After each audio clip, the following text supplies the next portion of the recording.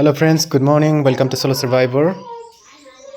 বন্ধুসকল মই মোৰ কিতাপবিলাক বিক্ৰী কৰি দিম বুলি ভাবিছোঁ। মানে APSC UPSCৰ কিছুমান কিতাপ আছে, সবখিনি কিতাপ নাই। যদি কাৰোবাক লাগে সেকেন্ড হেণ্ড হিচাপে মই বিক্ৰী কৰি দিম। আয়ো আৰু এইটো মোৰ দাদাৰ ছোৱালী হয়, জেঠাৰ ল'ৰা দাদা।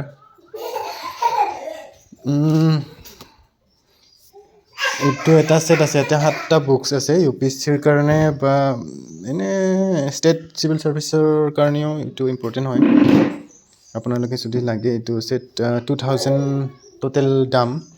মই ডিসকাউন্ট দি কিনে মোটামুটি 400 টকা মান কমাই দিব পাৰিম। আৰু এইটো লেটেষ্ট এডিশনে হয়, 5th এডিশন। ইপিনে এইটো ইণ্ডিয়ান পলিটি এণ্ড লক্ষ্মীকান্ত, এইটো 700, 900, 800 কিবা তেনেকুৱা দাম আছে ইয়াৰ। এইটো লুচেন্সৰ GK জেনেৰেল নলেজ, এইটো ডিসক্ৰিপটিভ টাইপ আৰু এইটো অবজেক্টিভ টাইপ। এইটো অলপ পুৰণি হয় কিন্তু ইমানো পুৰণি নহয়। এইটো নতুনেই, এইটো 23তে লোৱা আছিলে বোধহয়, 23 নে 24ত লোৱা। এইটো 24th এডিশন, এইটো 14th এডিশন। এইটো এবছৰ আগতে লোৱা আছিলে। এইটো ডিসক্ৰিপটিভ টাইপ হয়, এইটো অবজেক্টিভ টাইপ হয়। আৰু পিনে ভকেবুলাৰীৰ কাৰণে এইটো ব্লেক বুক আছে। এইবিলাকৰ দামবিলাক মই কমাই দিম। আপোনালোকক যিটো লাগে আপোনালোকে মোক হোৱাটছএপ নাম্বাৰ দিম, তাৰ যোগেদি যোগাযোগ কৰিব পাৰিব। নেগোচিয়েবল হ'ব বস্তুবিলাক। এইটো 23 হেৰি কিবা কয় আছামীয়াৰ বুক। এইটো লেক্সিকন, ইয়াৰ দামটো কম হ'ব বোধহয়। এইটো 24th এডিশন। এইটো Assam history art and culture, এইটো আছে। দামটো কিমান বা, এইটো দামটো পিছত চাম। আৰু এইটো বঢ়িয়া কিতাপ হয়, আছামৰ GK, এইটো চৈলেন বৈশ্যৰ, এইটো 4th এডিশন।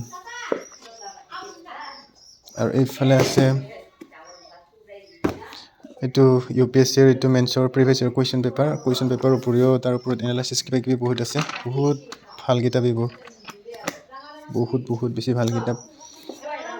আৰু এইটো হ'ল এইটো প্ৰিভিয়াছ ইয়াৰ কুৱেশ্যন পেপাৰ UPSCৰ, এইটো প্ৰিলিমছৰ হয়। বহুত ডাঙৰ কিতাপ। দামবিলাক কিমান আছিলে, 30% মান ডিছকাউণ্টত পাই যাব। আপোনালোকে চিন্তা নকৰিব, আপোনালোকে নতুন কিতাপ কিনিব দৰকাৰ নাই, একে কিতাপ পাব।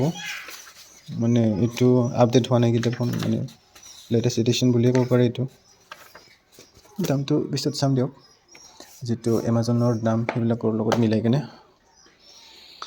APSCৰ প্ৰিলিমছৰ এইটো কিমান চনত লোৱা আছিলে, 2023 লোৱা আছিলে। 2024 চনৰে হ'ব লাগে।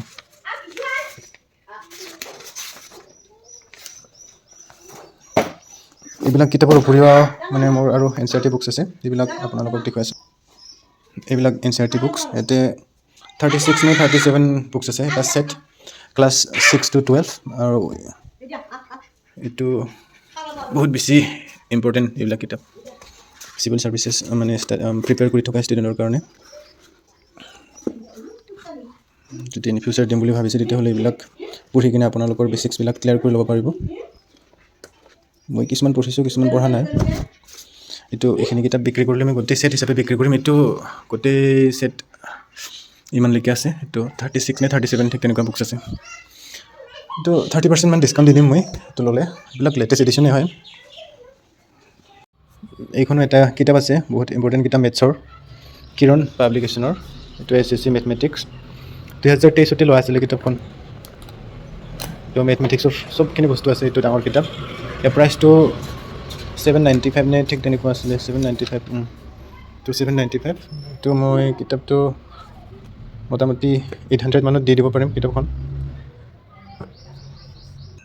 কাৰোবাক যদি বুকছখিনি লাগে তেতিয়াহ'লে মই এইটো ভিডিঅ'ৰ কমেণ্ট এটা পিন কৰি দিম, তাতে মোৰ হোৱাটছএপ নাম্বাৰটো দিম আৰু হোৱাটছএপত কল কৰি বা আপুনি ভিডিঅ' কল কৰিও চাব পাৰিব মেটেৰিয়েলবিলাক কেনেকুৱা আৰু আলোচনা কৰিব পাৰিব বস্তুৰ মানে দামবিলাক আপোনালোকে কেনেকৈ কি কৰে। মই 30% ডিছকাউণ্টত দিম বুলি কৈছোঁ, মানে অৰিজিনেল যিটো প্ৰাইচ থাকে এমাজন হওক বা এনেকৈ অফলাইন মানে বুক শ্বপত যেনেকৈ দাম, তাৰ ওপৰত আপোনালোকৰ লগত আলোচনা কৰিম। আৰু আপোনালোকৰ ঘৰটো যদি দূৰত হয় তেতিয়াহ'লে মই বাই পোষ্ট বুকছখিনি পঠিয়াই দিম, অলপ সময় ল'ব। আৰু আপোনালোকে বস্তুখিনি পঠিয়াই দিয়াৰ আগতে আপোনালোকে যাতে মোক হোৱাটছএপ কিবা কয় গুগল পে'ৰ জৰিয়তে মোক পইচাখিনি পঠিয়াই দিয়ে, কাৰণ পইচাখিনি পঠিয়াই দিলে মই নিশ্চয় আপোনালোকক দি দিম। আৰু যদি বাই চান্স বুকছখিনি ডিছপেচ নহয়, আপোনাৰ তালৈকে যদি যাই নাপায় তেতিয়াহ'লেতো মই আপোনালোকক পইচাখিনি ৰিটাৰ্ণ দিম, চিন্তা নকৰিব আপোনালোকে, মোক জাষ্ট বিশ্বাস কৰক। আৰু যদি ওচৰত হয় তেতিয়াহ'লে ফিজিকেলি আপোনালোকে বুকছখিনি পাই যাব, মই হেণ্ড অভাৰ কৰি দিম আপোনালোকৰ লগত কলৰ জৰিয়তে যিটো যোগাযোগ কৰিম তেনেকৈ আলোচনা কৰি। আৰু এইটো নহয় যে মই বুকছখিনি বিক্ৰী কৰিছোঁ মানে মই যিটো মোৰ প্ৰিপাৰেশ্যন বৰ্তমান সেইটো মই অফ কৰি দিম বা এক্সাম নিদিম, ঠিক তেনেকুৱা নহয়, মই দিম, মই চিয়'ৰ দিম। আৰু এইটো বুকছ যে মই বিক্ৰী কৰিছোঁ নিশ্চয় কিছুমানে জানিব বিচাৰিব যে মই কিয় বুকছখিনি বিক্ৰী কৰিবলৈ ওলাইছোঁ। কাৰণটো হ'ল যোৱা ছমাহমান আগতে মই মাটি এডোখৰ বিক্ৰী কৰিছিলোঁ, যিটো মাটি জংঘল এৰিয়াৰ আছিল। কাজিন দুজনৰ লগত মানে মোৰ এইটো শ্বেয়াৰ আছিলে, এটা ভগাই লৈছিলোঁ আমি মাটিখিনি। আৰু ভগাই লোৱাৰ পিছত মই মাটিখিনি ডাইৰেক্ট আগতে বিক্ৰী কৰিম বুলি ভবা নাছিলোঁ, কিন্তু সিহঁতৰ উৎপাত, মাটিখিনি বঢ়াই লয় কিবা লয় সেনেকুৱা কাৰণে কাজিয়া হৈ থাকে ন, সেইকাৰণে বস্তুখিনি বিক্ৰী কৰি দিম বুলি ভাবিলোঁ। আৰু বিক্ৰী কৰাও মোৰ এটা উদ্দেশ্য আছে যে মোৰ পইচা লাগে, কাৰণ প্ৰিপাৰেশ্যনটো মষ্ট ইম্পৰ্টেণ্ট ফৰ মি। আৰু সেইকাৰণে মই এই মানে বিক্ৰী কৰি কিনে এজন মানুহক বিক্ৰী কৰি কিনে পইচাখিনি মই এই বুকছ লৈছিলোঁ।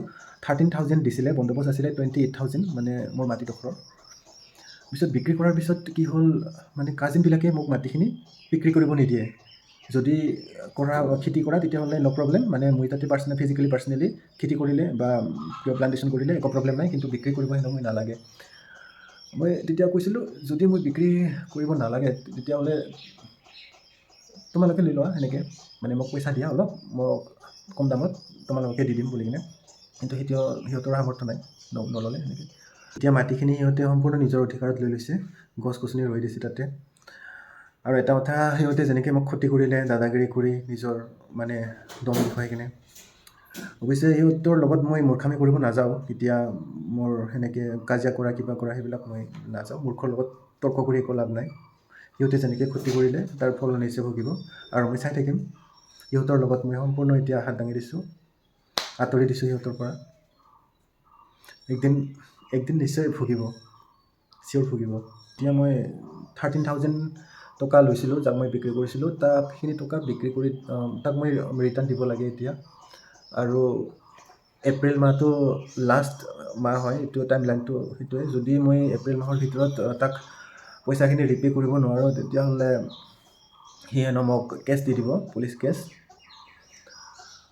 আৰু এতিয়া যিয়ে নহওক, মোৰ যিবিলাক মই এক্সামত বহিছিলোঁ, ADRE হওক, আছাম পুলিচ হওক, এইবিলাক সময়ত সি ডিষ্টাৰ্ব নকৰোঁ বুলি কৈছিলে, মানে এপ্ৰিলত যিহেতু মই দিম বুলি কৈছোঁ, মাজত পইচা নোখোজোঁ বুলি কৈছিলে, কিন্তু খুজিয়ে আছিলে। মোৰ এনেকুৱা টেনশ্যন দিছিলে মোক, সেইটোৰ কাৰণে এতিয়া মই বুকছখিনি মোৰ ইম্পৰ্টেণ্ট নহয় আৰু যেনিবা মোৰ টেনশ্যনেই মষ্ট ইম্পৰ্টেণ্ট হৈছে বৰ্তমান। কেনেকৈ মানে তাক মই ৰিপে' কৰিব পাৰোঁ, মোৰো এইপিনে বেকগ্ৰাউণ্ডত কোনেও মানে সহায় নকৰে, সেইটো মই বাদ দিছোঁ। সেইকাৰণে মই যিকোনো বুকছখিনি বিক্ৰী কৰিলে যদি নাপাওঁ, আপোনালোকৰ ওচৰত কিজানি ক্ষমা ভিক্ষা কৰি হ'লেও 2-1 টকা মানে ডনেশ্যন বিচাৰি মই এনেকৈ দিছিলোঁ যেনিবা পষ্টত। কিছুমানে সহায় কৰিছিলে, মোৰ 500 টকা কালেকশ্যন হৈছিলে, এজনে 200 টকা দিছিলে, 50 টকা, কিছুমানে 10 টকা, কিছুমানে 3 টকা এনেকৈও দিছে।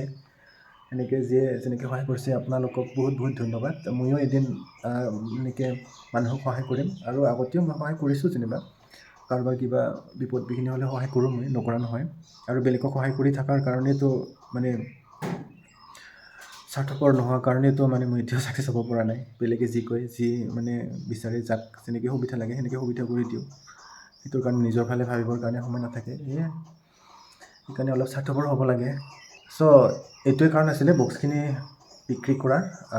ভিডিঅ'টোত বা কি ক'লোঁ মোৰ ভালকৈ মনত নাই এতিয়া। যে নহওক, ভিডিঅ'টো চোৱাৰ কাৰণে বহুত বহুত ধন্যবাদ। Thank you very much.